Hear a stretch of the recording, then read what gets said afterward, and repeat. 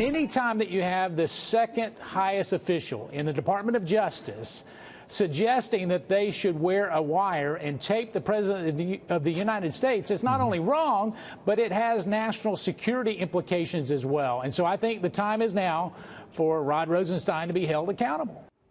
That's Freedom Caucus Chairman Mark Meadows. He was on Fox Business last night stressing the need to investigate Deputy Attorney General Rod Rosenstein. This is Mr. Rosenstein is preparing to sit down with President Trump tomorrow.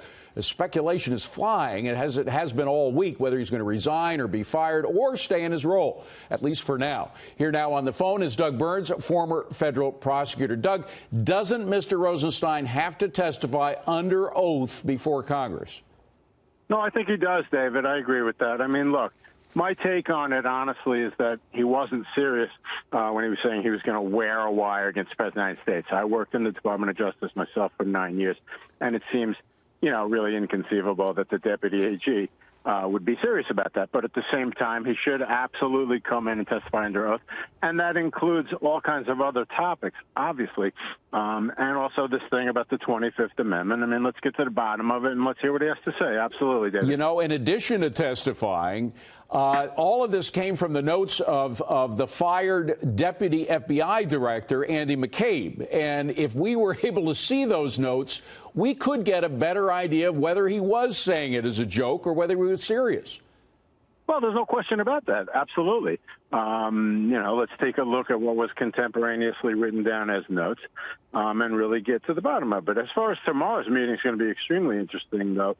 Maybe I'm jumping ahead a little, but I think it's a little bit of a counterintuitive head fake, the idea that he's either going to resign or be fired, David. I'm not so sure that's going to happen.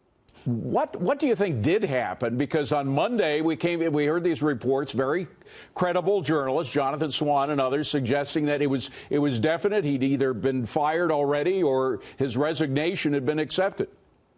Yeah, if I'm not mistaken, it's interesting that you say that, David. I'm pretty sure I saw at least one article basically that said that he had either resigned or been fired, and my head was exploding because to me that didn't make a lot of sense. The reason I say that is because him leaving the post of Deputy AG in light of the fact that he's the titular head of the Russia probe, it's a whole different discussion. I mean, you can put to the side some of the other issues about, isn't he a witness to the Comey firing? Isn't he himself conflicted and he shouldn't be involved? That's not just, from the right sound points. Those are serious points, okay? But putting that to the side, the president knows full well politically that the left is just thirsting beyond to have him take some action against Rod Rosenstein because of the way it sets up David, the posture of the Mueller probe. That may well be what stopped either his firing or his resignation being accepted if it was offered.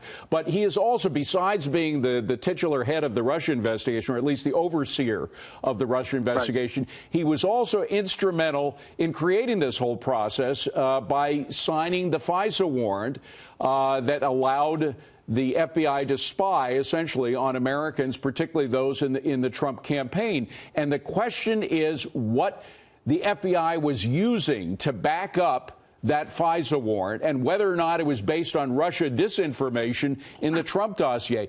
Shouldn't we definitely see that FISA warrant?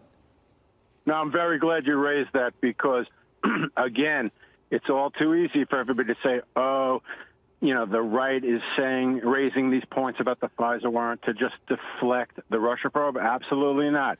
When the history books are written, and I know I'm jumping ahead, it's going to come out that there are some serious, serious questions about what happened with that initial warrant and the 3 renewals and whether, in point of fact, they overly relied on the dossier and their presentation to the court. Those are all absolutely legitimate questions. Of course, it was very interesting, David, that the president looked like he was going to declassify the warrants that were presented to the FISA court, and now apparently, at least for the time being, has reversed it. But to answer your question, I couldn't agree with you more, David, that should be released so everybody can look at exactly what was presented to that FISA court in all 4 instances. We got to get to the bottom of it. Doug Burns, we thank you very much for coming on, Doug. Appreciate it.